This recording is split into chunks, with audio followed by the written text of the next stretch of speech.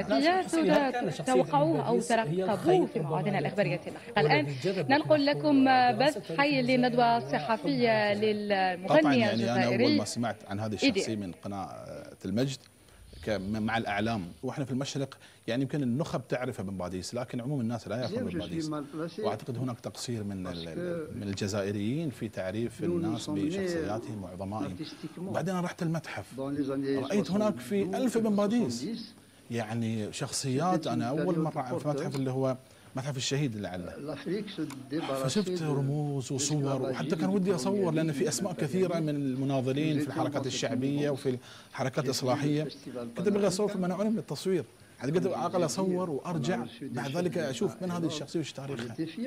فشفت يعني تاريخ الجزائر تاريخ زاخر، ويعني الصور المؤلمه الموجوده تخلي الانسان يفتخر. انا كبحريني اجد نفسي في الجزائر، انا كيف هذا الشخص هذا الشعب ناضل وجاهد وكذا. احنا محتاجين نستحضر علامتني. يعني انا بالنسبه لي ذاك اليوم كان مؤلم صدمني صراحه. يعني غير لما واحد يقرا، غير لما يشاهد الصور العظماء ويشوف غرفه التعذيب هذه، يعني الان مرسوم في ذهني. والصور اللي هم الرجال بالغل، يعني بالاغلال، هذا شيء مؤلم لأهل الخير. والى صوره المراه العاريه موجوده، صراحه عليها التعذيب لقد تنتهي بوفاتها. حسيت المحفور في ذاكرتي فيها كاريزما. كيف تاريخ شخصيه فيها جوانب العظمه، يعني يعلمني في الاشياء. احنا نقول هذه بلد مليون الشهيد، نقولها كلمه، لكن مليون هذا 7 سنوات ونصف فقط. الناس ما يعرفون. لا مو فقط، حتى هذا مليون ترى مو رقم، مجرد رقم. هذا كم نفس وكم روح وكم دمعه وكم دم، كم بيت تأثر بهذا. وبعدين هو من 1830 إلى قيام وخروج الاستعمار يمكن أكثر من 10 مليون شهيد.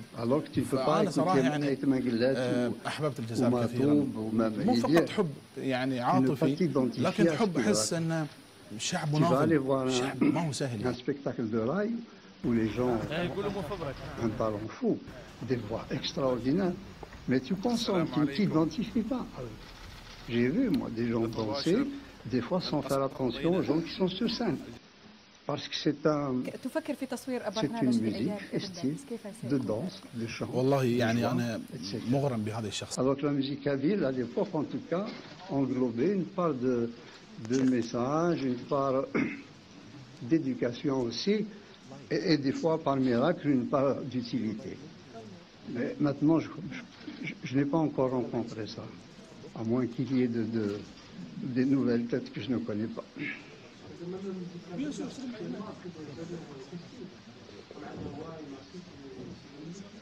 Oui, c'est bien, il en faut. Quoi qu'Alawa, son dernier disque, il a eu Khalota avec Soustal, Colombeta et compagnie. Il y va. Donc, ça se voit que les gens se cherchent une voie, dire des choses le plus utilement possible, et ça ne fait de mal à personne.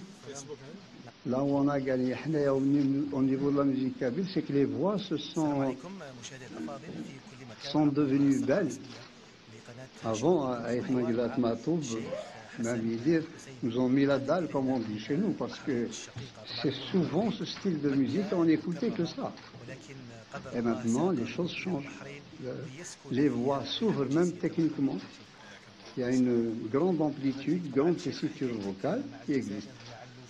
Il ne reste que, j'allais dire, le talent, le savoir-faire. لا تحس تأكدين أنها صادقة. فمنبع هذا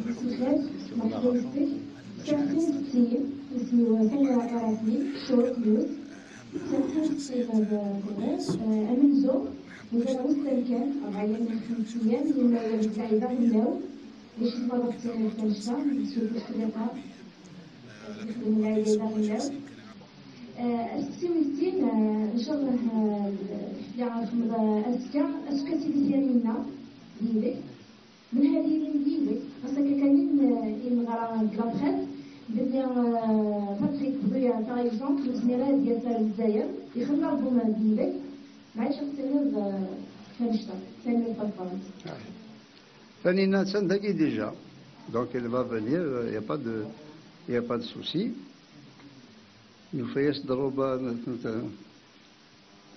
كابيل تبغى ما تشطح من الزرار ولا خص بهدل Elle est là. Oui. Elle est là. Ma fille, oui. Mais elle est là. Elle est là, bien sûr. Elle À Alger ou elle est là maintenant?